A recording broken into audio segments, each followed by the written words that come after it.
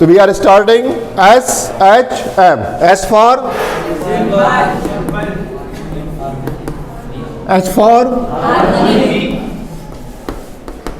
M for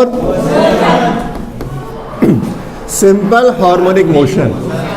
जैसे दिमाग में आया ये वर्ड सुना आपने SHM, पहली बार दिमाग में ला ले, it is a part of oscillation.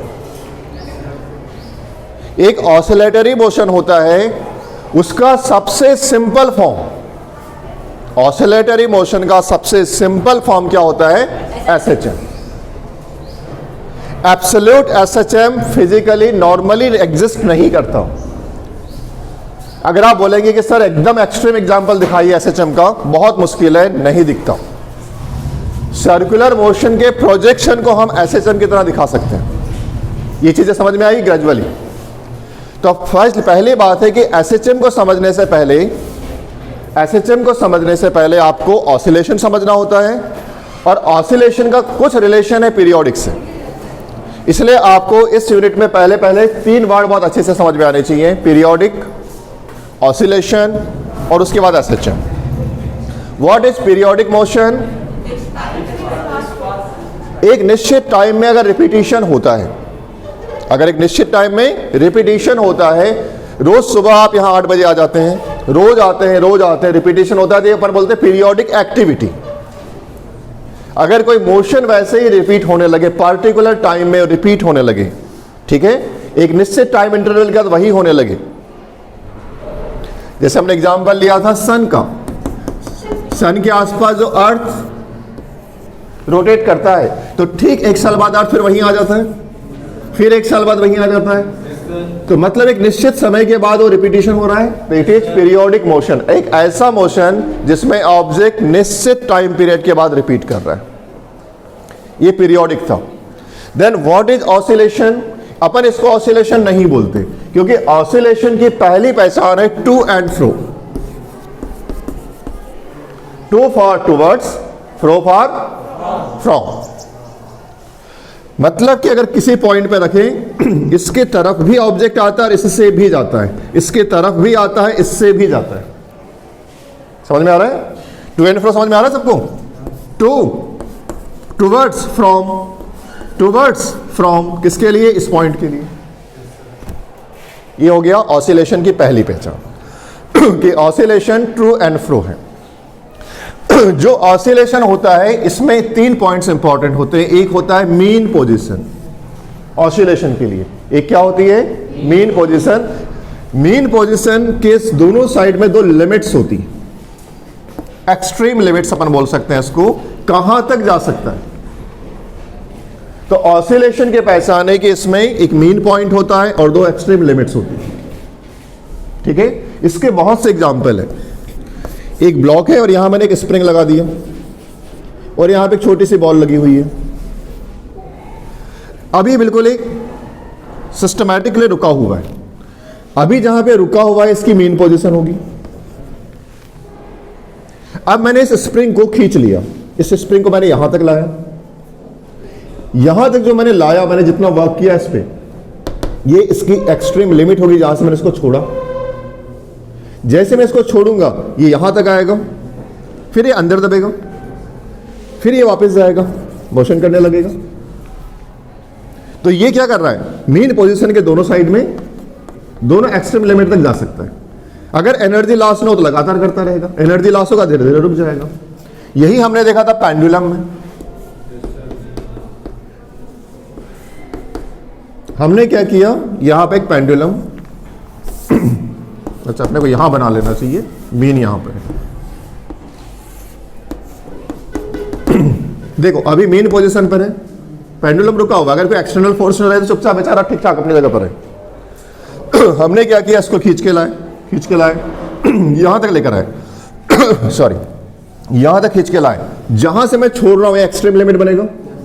यहां से मैंने इसको रिलीज किया. अब पेंडुलम कहां गया? यहां आ गया.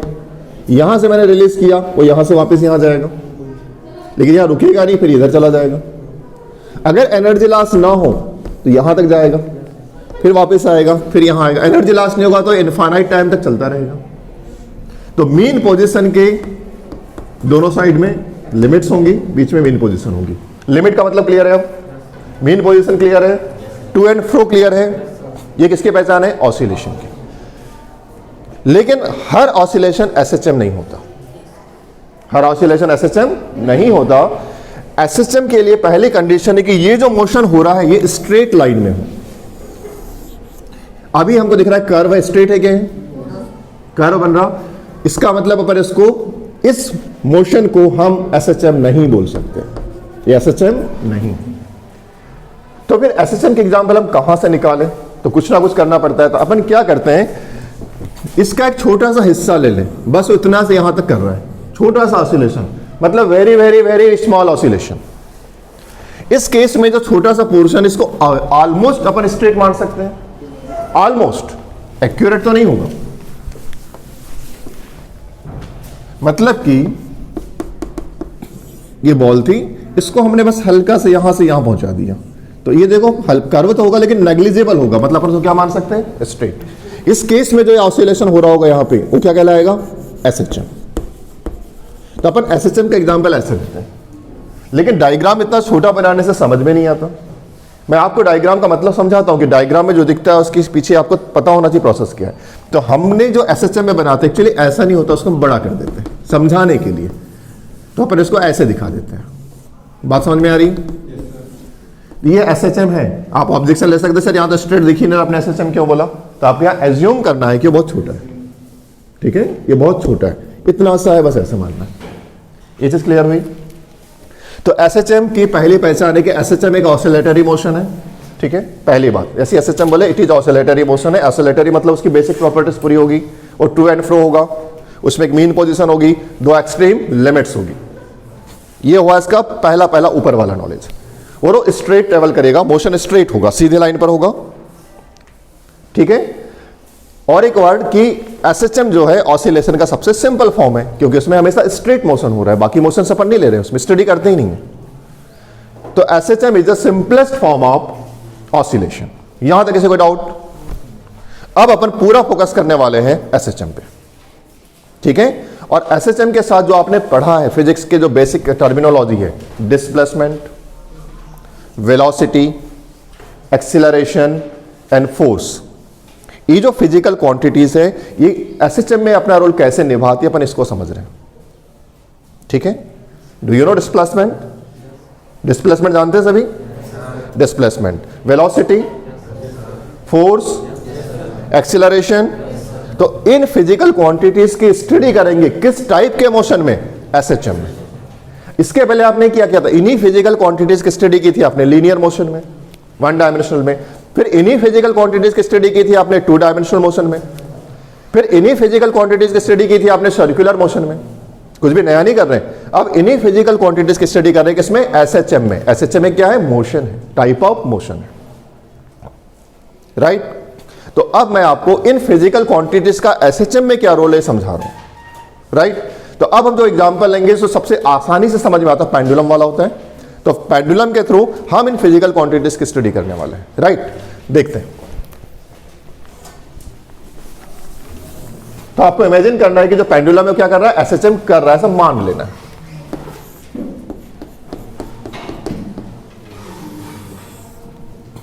और एक बात ध्यान रखना, फिजिक्स में बिल्कुल रियलिस्टिक बनना।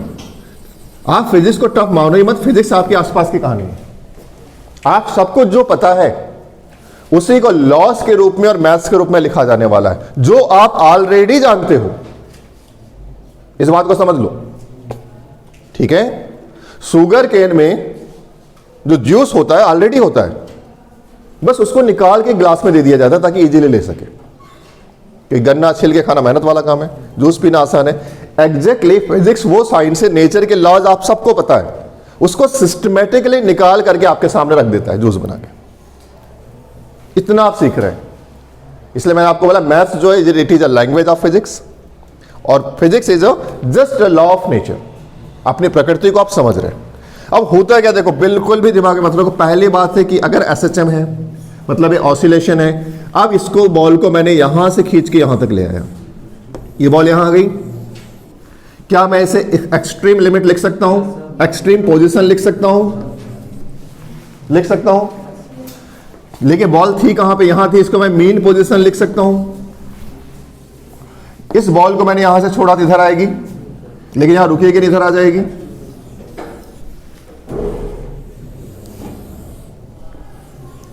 क्लियर है यहां तक? अब ये मोशन ऐसे चले जा रहा है, ये जो एक्सट्रीम पोजीशन से, एक्सट्रीम पोजीशन से दोनों साइड, और ये मीन पोजीशन है। अपन इसमें अलग अलग फिजिकल क्वांटिटीज की स्टडी करेंगे प्रैक्टिकली। सबसे पहले बात करते हैं डिस्प्लेसमेंट की, ठीक है? एक एक फिजिकल क्वांटिटी को देख रहे हैं। सबसे पहले बात करते हैं डिस्प्लेसमेंट की, जिसको मैं डिनोट करूंगा एक्स से।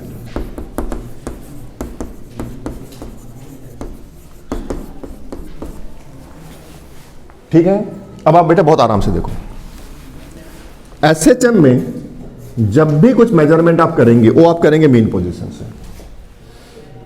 अगर मैं डिस्प्लेसमेंट बोलूंगा एक्स की वैल्यू, तो डिस्प्लेसमेंट यहां से कैलकुलेट किया जाएगा, यहां से इधर कितना गया या यहां से इधर कितना गया, मतलब मेजरमेंट का एक पॉइंट लेना पड़ेगा। तो डिस्प्लेसमेंट के मेजरमेंट का जो स्टार्टिंग पॉइंट है वो क्या है? Mean position. क्या है? Mean position. ये चीज क्लियर है? हमेशा मीन पोजीशन पे रहते हैं। अब मीन पोजीशन को ही क्यों रखते हैं, फर्स्ट क्वेश्चन होगा।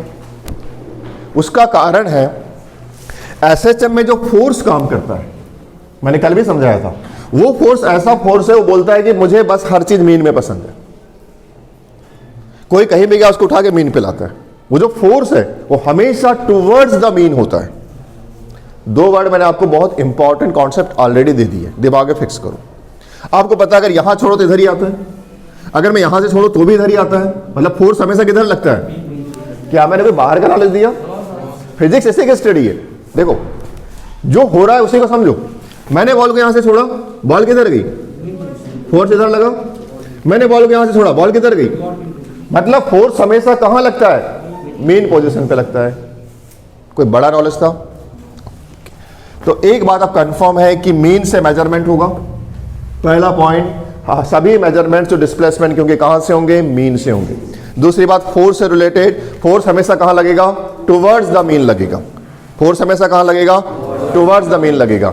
अगली चीज आती है एक्सीलरेशन। एक्सीलरेशन का मतलब होता है चेंज इन वेलोसिटी।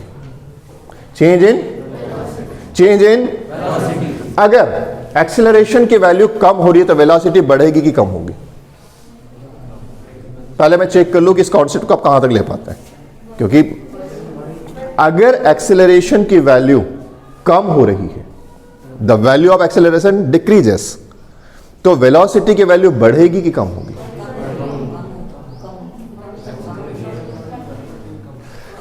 सपोज एक कार है जो 40 किलोमीटर पर आवर की स्पीड से चल रही है, ठीक है?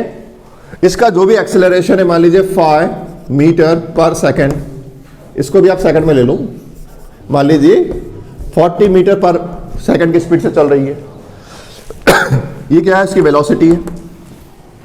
एक्सेलरेशन कितना बोला मैंने? 5 मीटर पर सेकंड स्क्वायर है। इसका मतलब एक सेकंड में स्पीड कितनी बढ़ जाती है? 5 मीटर। मतलब अगले सेकंड में वेलोसिटी कितनी हो जाएगी? 45। उससे अगले वेलोसिटी कितनी हो जाएगी? 50। वेलोसिटी बढ़ेगी। अभी एक्सेलरेशन की वैल्यू कितनी थी? 5 मीटर पर सेकंड स्क्वायर। मैंने एक्सेलरेशन की वैल्यू कर दिया 3 मीटर पर सेकंड स्क्वायर। एक्सेलरेशन की वैल्यू कितनी है?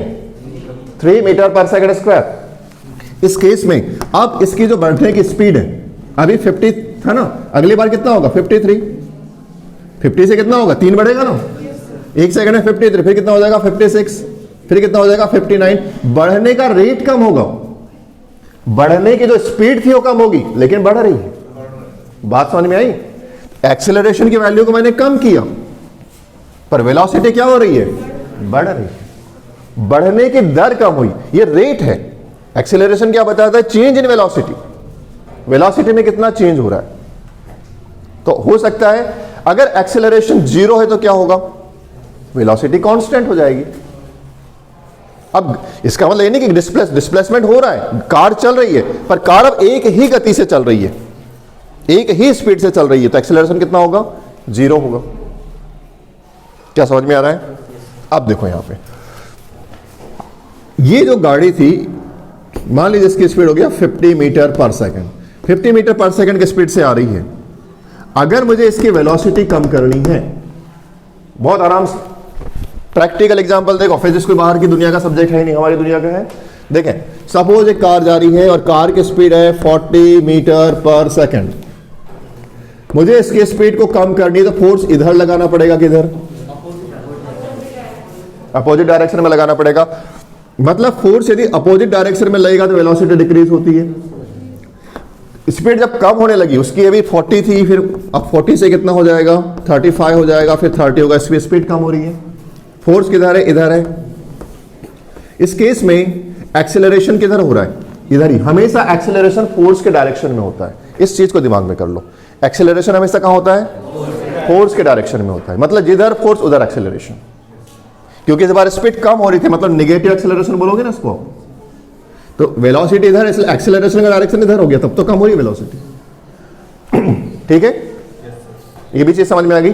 अब इस पेंडुलम की अपन स्टडी करते हैं। हमने डिस्प्लेसमेंट की बात की, हमने वेलोसिटी की बात की, हमने फोर्स की बात की, और हम बात कर रहे हैं एक्सीलरेशन की। ये चार टॉपिक से हम स्टडी कर रहे हैं। तो ये चारों वर्ड सब आपको क्लियर अच्छे से ऑलरेडी पढ़े हुए हैं। ये मेन पोजीशन पे था, मैंने उसको लाके यहां से छोड़ा। अब ये पेंडुलम कर रहा है। मान लीजिए इसका एनर्जी लॉस नहीं हो रहा है, मतलब इससे कोई एनर्जी लॉस नहीं हो रहा है, इनफाइनाइट टाइम तक ऐसे चलने वाला है, ऐसा मान लेते हैं। इस केस में ये पेंडुलम जब यहां से इधर जाएगा तो यहां जाके रुक रहा है, यहां रुक रहा है, मतलब इसकी यहां वेलोसिटी 0 हो रही है, रुक रहा है, तब तो वापस आ रहा है। मतलब एक ऐसा मोमेंट आता है जब पेंडुलम जाता है और उस मोमेंट पर रुकता है, उस पर्टिकुलर टाइम पर रुकता है। ठीक है, इस टाइम पर वेलोसिटी कितनी होगी? मीन का मतलब है एक्सट्रीम पोजीशन पे मैं बोलूं, इसी को आप फिजिक्स के लैंग्वेज में, एक्सट्रीम पोजीशन पे वेलोसिटी 0 होती है। एक्सट्रीम पोजीशन पे वेलोसिटी 0 होती है। ओके, जैसे जैसे जैसे इधर आएगा क्या वेलोसिटी इंक्रीज होगी? वेलोसिटी इंक्रीज होगी। सबसे अधिक वेलोसिटी कहां होगी? मीन पोजीशन पे। इसका मतलब है मीन पोजीशन पे वेलोसिटी मैक्सिमम होती है। आई बात समझ में? मीन पोजीशन पे वेलोसिटी मैक्सिमम होती है। अब इधर से इधर जाएगा तो वेलोसिटी फिर कम होने लगेगी, वेलोसिटी फिर, तो इस पोजीशन पे वेलोसिटी फिर कितनी हो जाएगी? 0 हो जाएगी। ठीक है, अच्छा, इस पॉइंट पर वेलोसिटी सेम होगी कि अलग अलग होगी? इस साइड में आर्थ इंक्रीज हो रही है, मतलब इसकी वेलोसिटी कम होगी, इसकी ज्यादा होगी। मतलब हर पॉइंट पर वेलोसिटी बदल रही है, मतलब वेरिएबल वेलोसिटी है, लगातार वेलोसिटी बदल रही है। वेलोसिटी क्लियर हुई एकदम? एक्सट्रीम पर 0, मीन पे मैक्सिमम। अब बात करते हैं फोर्स की। मैंने आपको बताया अभी कि इसमें एसएचएम में फोर्स हमेशा मीन की तरफ होता है। कुछ भी कर लो, फोर्स हमेशा मीन की तरफ होगा। ठीक है, इसे रिस्टोरिंग फोर्स कहते हैं। ये वाला फोर्स क्या कहलाता है? रिस्टोरिंग फोर्स, क्योंकि पुरानी कंडीशन में खींच के लाने की कोशिश करता है। एक्सट्रीम पे गया, चलो मीन पे आओ, इधर गया एक्सट्रीम पे गया, मीन पे लेके आओ। ठीक है, आप दिन भर घूमते, पेरेंट्स बोलते चलो शाम को घर में वापस आओ, तो आपके पेरेंट्स आपके रिस्टोरिंग फोर्स है, शाम को घर में वापस आना जरूरी है। ठीक है, यहां पर मेन पोजीशन पे खींच के लाता है, तो फोर्स हमेशा इधर होगा। अच्छा, फोर्स इधर होगा तो एक्सेलरेशन भी हमेशा कहां होगा? सोचना ही नहीं है। मतलब कि एसएचएम में फोर्स का डायरेक्शन हमेशा मीन पोजीशन पे, एक्सेलरेशन का डायरेक्शन भी हमेशा मीन पोजीशन पे होगा। अब बताओ, अगर इस एग्जांपल से ज्यादा समझ में आएगा तो आप इस एग्जांपल से समझ सकते हैं। यहां पे स्प्रिंग लगा हुआ है, तो यहां पे बॉल है। जब मैं खींचूंगा तो मुझे फोर्स कितना लगाना पड़ेगा? कम। जितना ज्यादा मैं डिस्प्लेसमेंट करूंगा, फोर्स बढ़ेगा कि कम होगा? बढ़ेगा। इस स्प्रिंग को थोड़ा सा खींचूंगा ताकत कम लगेगी, स्प्रिंग को ज्यादा खींचूंगा तो और ताकत लगेगी, और खींचूंगा तो और ताकत लगेगी। मतलब जो डिस्प्लेसमेंट बढ़ने से फोर्स क्या होता है? डिस्प्लेसमेंट के इंक्रीज होने पर फोर्स इंक्रीज होता है। तो यहां पर भी ये रहा डिस्प्लेसमेंट, जैसे जैसे दूरी बढ़ेगी फोर्स का मैग्नीट्यूड क्या होगा? बढ़ता जाएगा। हर पॉइंट पर फोर्स बढ़ रहा है, तो फोर्स सबसे अधिक कहां पर होगा? एक्सट्रीम पर फोर्स सबसे अधिक लगेगा। लेकिन फोर्स का डायरेक्शन किधर होगा? टुवर्ड्स द मीन होगा। ठीक है, ये चीज समझ में आ रही सबको? फोर्स यहां पे बढ़ रहा है, मुझे बताओ एक्सेलरेशन के साथ क्या होगा? फोर्स यहां पे मैक्स होगा, फोर्स यहां पे मैक्स होगा। अब मुझे बताओ एक्सेलरेशन यहां कैसा? फोर्स मैक्सिमम तो एक्सेलरेशन भी मैक्सिमम होगा, ऐसा लगता है आपको? पक्का? एक्सेलरेशन भी मैक्स होगा। अब बेटा यहां मजेदार बात देखो, एक्सेलरेशन मैक्सिमम और वेलोसिटी जीरो है ना? एक्सेलरेशन यहां क्या है? मैक्सिमम, और वेलोसिटी कितनी है? जीरो है। फोर्स क्या है? मैक्सिमम है। क्लियर हो रहा? यहां पर भी वही होगा, फोर्स क्या होगा? मैक्स होगा। एक्सेलरेशन क्या होगा? मैक्स होगा। तो हमने तीन चीजों की बात की, वेलोसिटी, फोर्स, एक्सेलरेशन। डिस्प्लेसमेंट, जैसे जैसे दूरी बढ़ेगी डिस्प्लेसमेंट बढ़ेगा। डिस्प्लेसमेंट मतलब एक्स की वैल्यू यहां कितनी होगी? जीरो। और यहां पे डिस्प्लेसमेंट क्या होगा? मैक्स होगा। समझ में आ रहा है? मैं डिस्प्लेसमेंट को एक्स लिख रहा हूं, यहां भी क्या होगा? मैक्स होगा। तो चारों फिजिकल क्वांटिटी, उनके डायरेक्शन और उनका मैग्नीट्यूड समझ में आ रहा है? चाहो तो अगर आप कॉपी में समझने के लिए नोट करना है, यू कैन। इस डायग्राम को बना लो क्योंकि ये आपकी मदद करने वाला है इस यूनिट में।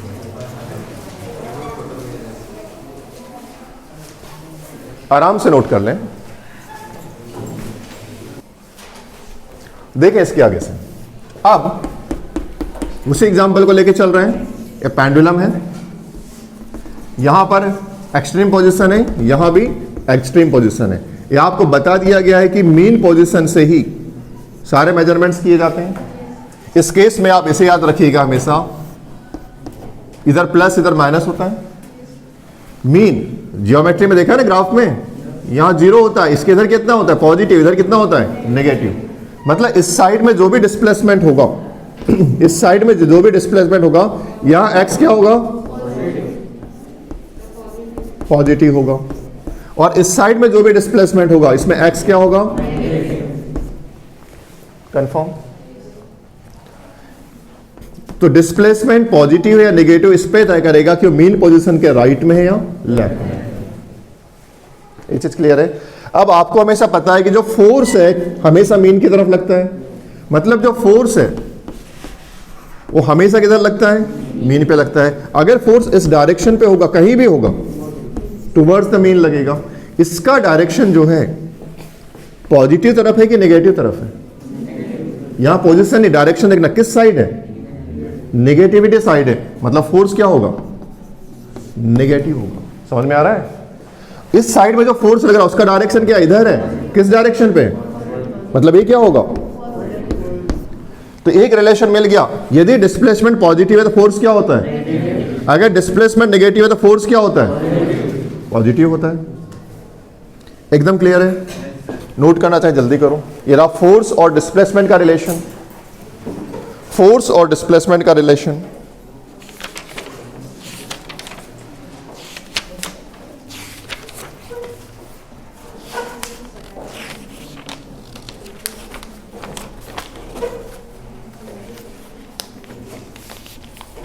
It is relation between force and displacement.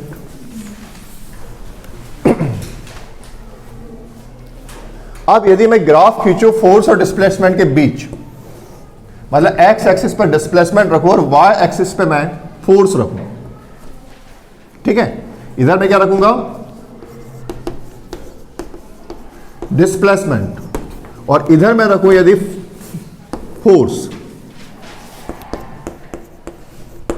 तो ग्राफ कैसा बनेगा? इधर वैल्यूज क्या होगी? पॉजिटिव होगी ना, 1 2 3। इधर वैल्यूज क्या होगी? -1 -2 -3। वैसे इधर वैल्यूज क्या होगी? पॉजिटिव 1 2 3 4। इधर वैल्यूज क्या होगी? -1 -2 -3 -4। एक्स के पॉजिटिव होने पे फोर्स क्या होता है? नेगेटिव होता है। मतलब x के पॉजिटिव होने पे फोर्स क्या होता है? नेगेटिव होता है। और x के नेगेटिव होने पे फोर्स क्या होता है? समझ में आ रहा है ग्राफ कैसा बनेगा? देखो कहीं से भी देख लो, यहां पर डिस्प्लेसमेंट नेगेटिव है, इस पॉइंट पे देखो तो फोर्स कैसा है? पॉजिटिव है।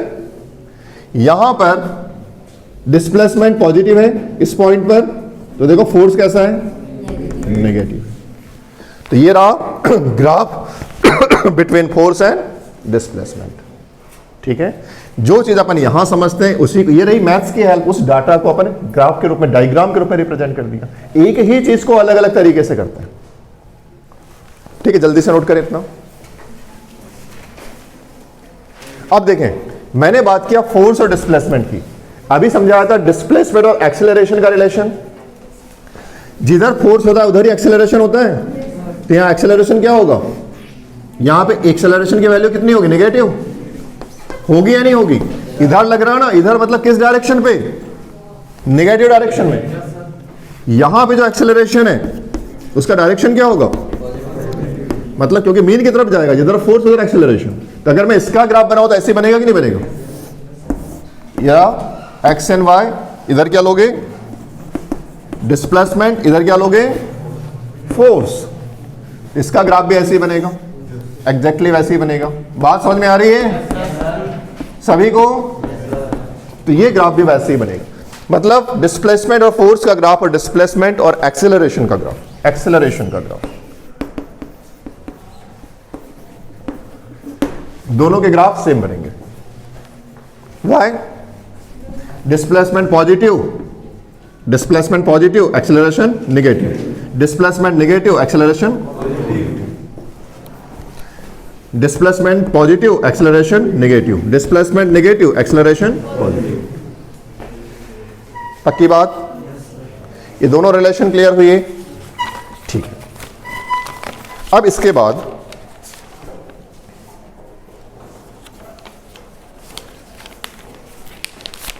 एसएचएम को एक फॉर्मूले से डिनोट किया जाता है। देखो मेरी बात, पहली लाइन तो भूलना ही नहीं, हमेशा हर यूनिट में जो पहली दूसरी लाइन होती है ना, वो पूरा बेस बना देती है। हमने बोला था SHM is a part of oscillation, बोला था SHM is a part of oscillation, और ये बोला था कि सबसे सिंपलेस्ट ऑसिलेशन को हम एसएचएम बोलते हैं। SHM is the simplest form of oscillation. ठीक है, तो जो ऑसिलेशन का जनरल इक्वेशन है, किसका, ऑसिलेशन का जनरल इक्वेशन है फोर्स के लिए, वो कुछ ऐसा है, F इक्वल्स टू माइनस के एक्स पर एन की पावर। ये इक्वेशन किसका है, ऑसिलेशन के लिए। इक्वेशन किसके लिए है, ऑसिलेशन में फोर्स और डिस्प्लेसमेंट के बीच का रिलेशन, ऑसिलेशन में फोर्स और डिस्प्लेसमेंट के बीच का रिलेशन। यहां पर जो n की वैल्यू है, कोई भी ऑड नंबर हो सकता है, 1, 3, 5, 7, कुछ भी। लेकिन यदि आप चाहते हो ऑसिलेशन एसएचएम हो तो n का 1 होना जरूरी है। अगर n इक्वल्स टू 1 है तो ऐसा ऑसिलेशन क्या कहलाएगा, एसएचएम। मैं आपको मैथ्स के टर्म में दे रहा हूं। इसका मतलब है अगर मैं एसएचएम के लिए कैलकुलेट करूं तो ये हो जाएगा F इक्वल्स टू माइनस के 1 की पावर, मतलब क्या हो गया, x। ये रहा फोर्स और डिस्प्लेसमेंट का relation in the case of SHM, in the case of SHM. ठीक है, तो वी कैन से, अगर मैं इसको कुछ देर के लिए भूल जाऊं, force is directly proportional to, अगर मैं ये कांस्टेंट है, जो एफ जो होगा किसके प्रोपोर्शनल होगा, एक्स के, लेकिन माइनस इज ए डायरेक्शन। ठीक है, मैग्नीट्यूड नहीं है। तो इस केस में जैसे जैसे डिस्प्लेसमेंट बढ़ेगा फोर्स बढ़ेगा। अरे भाई वही तो हुआ, यहां पे स्प्रिंग को मैंने खींचा, डिस्प्लेसमेंट कम था, फोर्स कम था, डिस्प्लेसमेंट बढ़ा, फोर्स बढ़ा, और डिस्प्लेसमेंट किया, फोर्स बढ़ा। मतलब जितना ज्यादा डिस्प्लेसमेंट फोर्स उतना ज्यादा, जितना ज्यादा डिस्प्लेसमेंट फोर्स उतना ज्यादा। बात समझ में आ रही है? और ये नेगेटिव क्या दिखा रहा है, डायरेक्शन। जिधर डिस्प्लेसमेंट हो रहा है उसके अपोजिट क्या लगेगा, फोर्स लगेगा। आप खींच इधर है और डिस्प्लेसमेंट का डायरेक्शन इधर है, तो फोर्स उसके उल्टा लग रहा है। ये फॉर्मूला याद रहेगा सभी को अच्छे से, इसे नोट कर लो। It is general equation for SHM.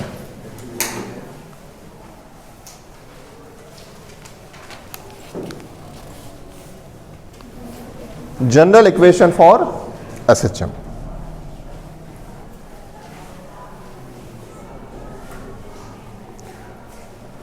इसमें आपने फोर्स और डिस्प्लेसमेंट के रिलेशनशिप देखी।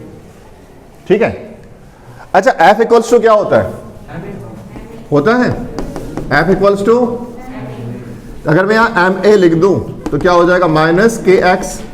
तो A इक्वल्स टू क्या हो जाएगा, माइनस के एम एक्स, के इज अ कांस्टेंट। जो बॉडी में हो रहा है, जैसे पेंडुलम जब मूव कर रहा है उसका मास कम ज्यादा हो रहा क्या?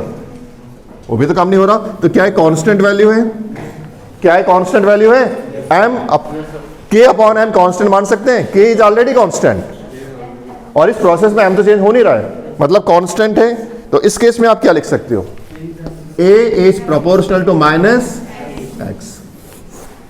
एक्सेलरेशन का मैग्नीट्यूड डायरेक्टली प्रोपोर्शनल है किसके? डिस्प्लेसमेंट के। मतलब जितना ज्यादा दूर जाएगा उतना ज्यादा एक्सेलरेशन की वैल्यू बढ़ेगी।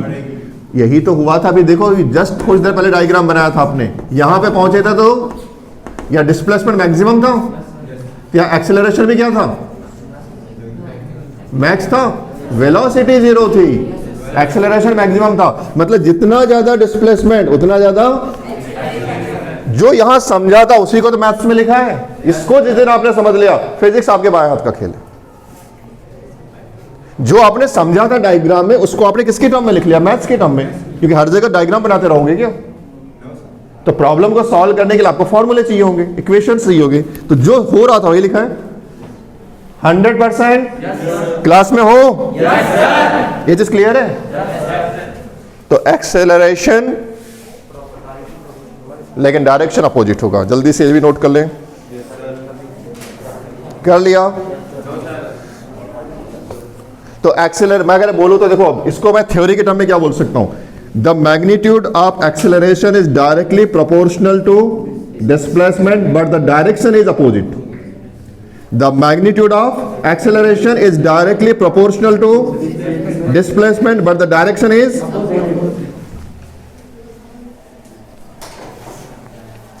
अब क्या होता है, कई बार कुछ बेसिक क्वेश्चंस आते हैं। ये क्वेश्चंस 11th की फिजिक्स में कम होंगे और कॉम्पिटिशन्स में ज्यादा होंगे। अगर आप देखते हैं तो उसमें आपको कई बार कुछ कैलकुलेशंस करने होते हैं। जब भी आपको कैलकुलेशन करना हो, एक बात ध्यान रखो, एसएचएम में सारा मेजरमेंट किससे किया जाता है?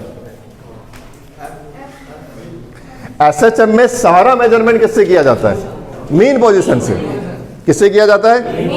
मतलब कि हमको कुछ भी निकालना है तो हमको मीन पोजीशन पता होना चाहिए। अगर आपको मीन पोजीशन पता है तो बाकी कैलकुलेशन आप बहुत आसानी से कर पाएंगे। अगर आपको मीन ही नहीं पता तो आप एसएचएम कैसे पता लगाएंगे? क्योंकि वो तो बेस है ना जहां पे एसएचएम चलने वाला है। एसएचएम का बेस क्या है? Mean position. तो जब भी कोई प्रॉब्लम आए तो हमें मीन पोजीशन कैलकुलेट करते आना चाहिए। मैं आपको दे रहा हूं कि कैसे करेंगे, ठीक है? सपोज एक छोटा सा एग्जांपल लेते हैं। एक क्वेश्चन लिखें question. If f equals to 6 minus 3x, if f equals to 6 minus 3x, find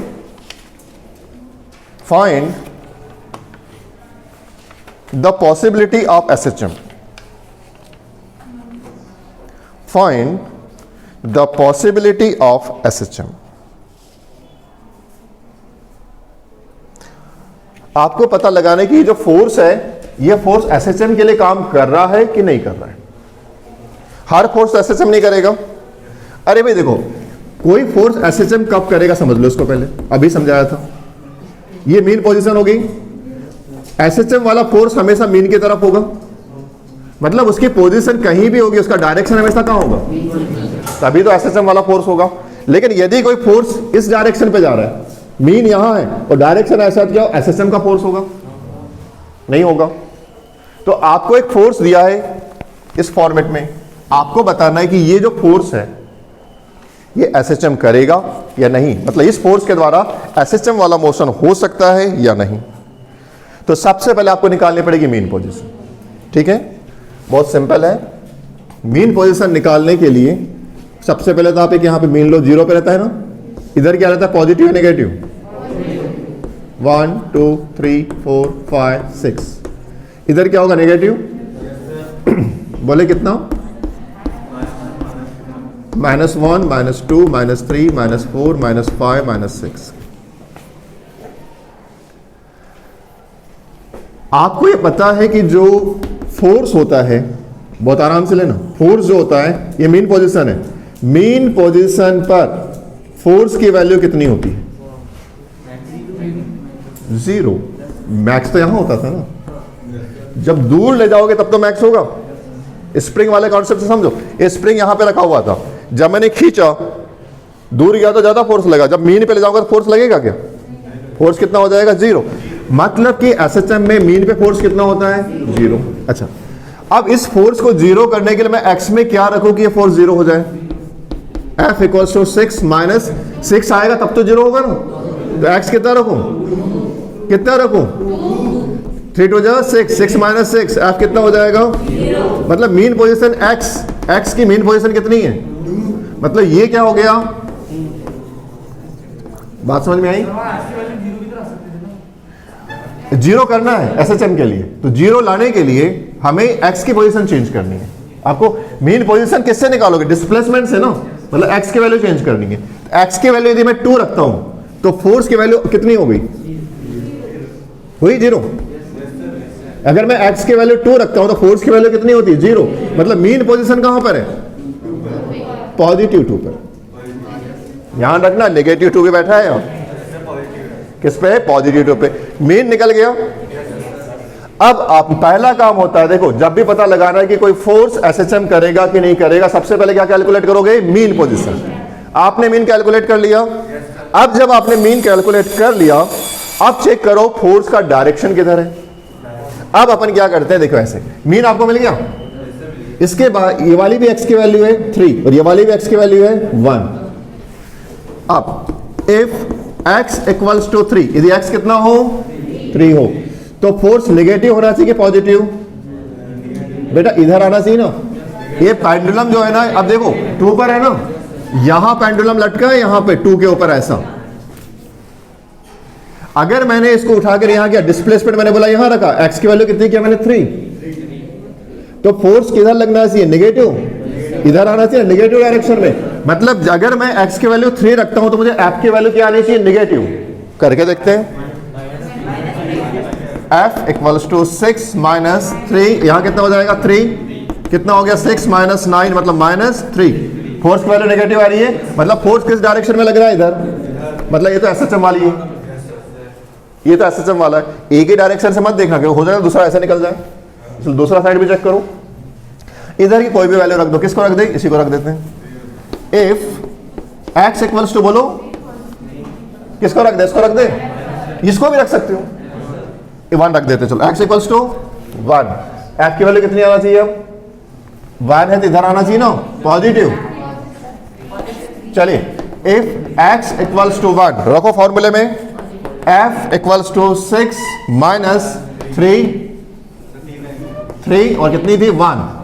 तो F equals to 6 minus 3, F equals to 3। क्या न्यूटन के साथ लिखना, क्योंकि फोर्स की यूनिट न्यूटन होती है।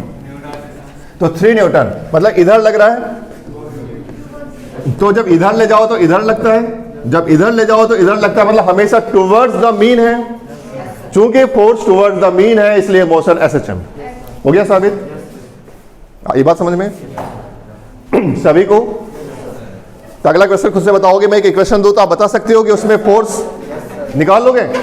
इसको नोट करना है, करना है नहीं करना है? चले आगे। चलो अगला क्वेश्चन मैं आपको दे रहा हूं, आपको बताना है फोर्स नेगेटिव है या पॉजिटिव है। नहीं, फोर्स एसएचएम है या नहीं, फोर्स एसएचएम है या नहीं है। इस इक्वेशन को थोड़ा सा बदल देता हूं।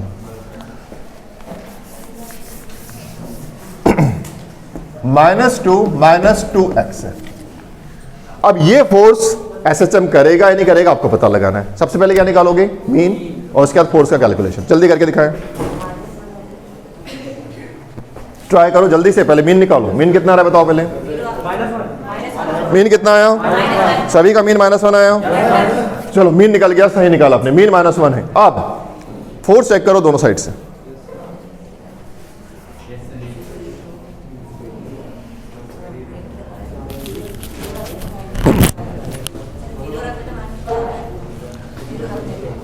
मीन निकाल लिया आपने -1 है ना। इधर कितना होगा? 0, इधर कितना होगा? 1। एक 0 रख के देखो, एक 1 रख के देखो। ठीक है, पहली कंडीशन है x इक्वल्स टू क्या रखो, 0 रखो, तो क्या हो जाएगा f इक्वल्स टू -2, ठीक है ना। -2 मतलब डायरेक्शन किधर होगा,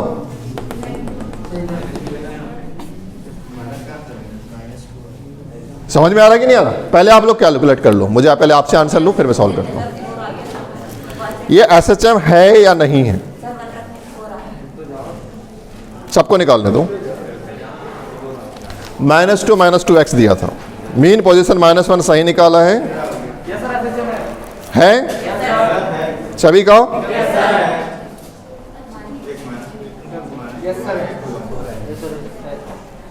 कंफर्म सभी का, समझाना तो नहीं है, राइट। तो यहां तक कैलकुलेशन कर लेंगे। आज की क्लास के कॉन्सेप्ट क्लियर हुए, बस ग्रेजुअली स्टेप बाय स्टेप चलते रहो, फिजिक्स में तकलीफ नहीं होगी, बस पढ़ना होगा। आज के लिए इतना ही, थैंक यू।